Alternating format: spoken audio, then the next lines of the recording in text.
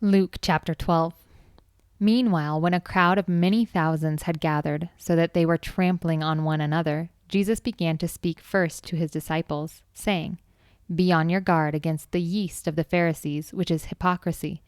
There is nothing concealed that will not be disclosed, or hidden that will not be made known. What you have said in the dark will be heard in the daylight, and what you have whispered in the ear in the inner rooms will be proclaimed from the roofs. I tell you, my friends, do not be afraid of those who kill the body and after that can do no more. But I will show you whom you should fear. Fear him who, after your body has been killed, has authority to throw you into hell. Yes, I tell you, fear him. Are not 5 sparrows sold for 2 pennies? Yet not one of them is forgotten by God. Indeed, the very hairs of your head are all numbered. Don't be afraid. You are worth more than many sparrows. I tell you, whoever publicly acknowledges me before others, the Son of Man will also acknowledge before the angels of God. But whoever disowns me before others will be disowned before the angels of God. And everyone who speaks a word against the Son of Man will be forgiven, but anyone who blasphemes against the Holy Spirit will not be forgiven. When you are brought before synagogues, rulers, and authorities, do not worry about how you will defend yourselves or what you will say, for the Holy Spirit will teach you at that time what you should say." Someone in the crowd said to him, "Teacher, tell my brother to divide the inheritance with me." Jesus replied, "Man, who appointed me a judge or an arbiter between you?" Then he said to them, "Watch out! Be on your guard against all kinds of greed. Life does not consist in an abundance of possessions." And he told them this parable.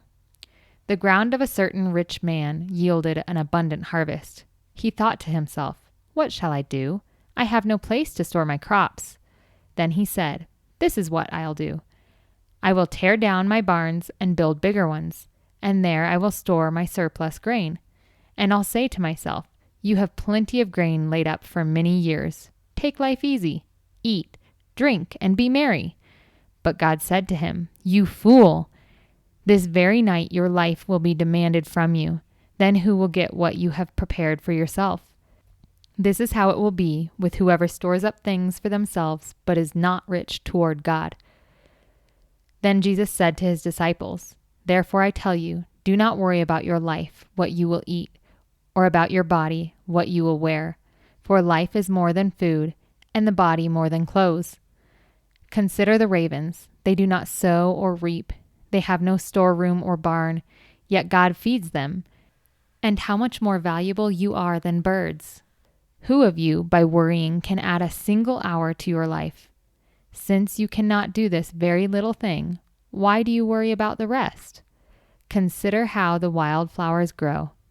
They do not labor or spin, yet I tell you, not even Solomon in all his splendor was dressed like one of these. If that is how God clothes the grass of the field, which is here today and tomorrow is thrown into the fire, how much more will he clothe you, you of little faith? And do not set your heart on what you will eat or drink. Do not worry about it. For the pagan world runs after all such things, and your Father knows that you need them. But seek his kingdom, and these things will be given to you as well.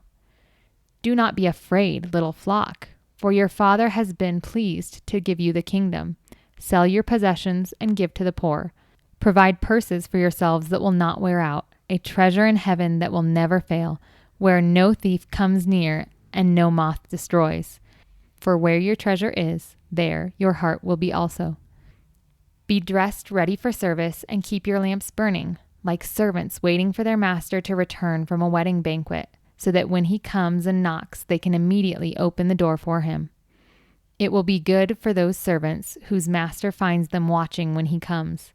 Truly, I tell you, he will dress himself to serve, will have them recline at the table, and will come and wait on them. It will be good for those servants whose master finds them ready, even if he comes in the middle of the night or toward daybreak. But understand this, if the owner of the house had known at what hour the thief was coming, he would not have let his house be broken into.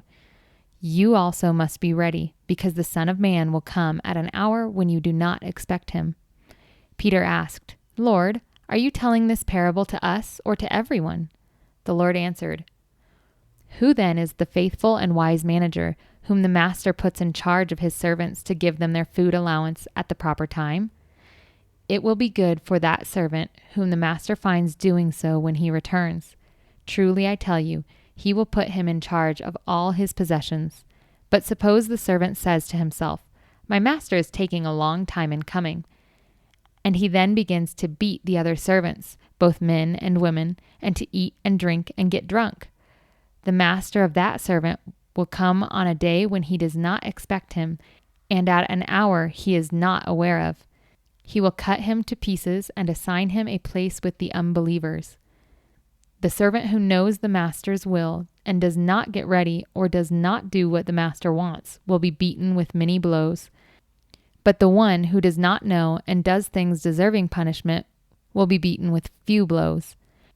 From everyone who has been given much, much will be demanded, and from the one who has been entrusted with much, much more will be asked.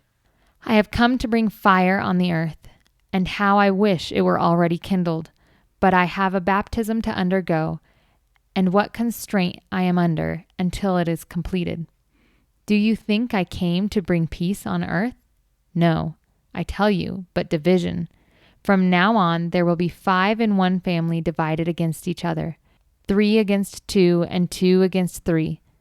They will be divided, father against son, and son against father, mother against daughter, and daughter against mother, mother-in-law against daughter-in-law, and daughter-in-law against mother-in-law."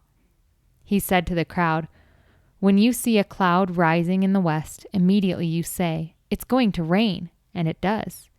And when the south wind blows, you say, 'It's going to be hot,' and it is. Hypocrites! You know how to interpret the appearance of the earth and the sky.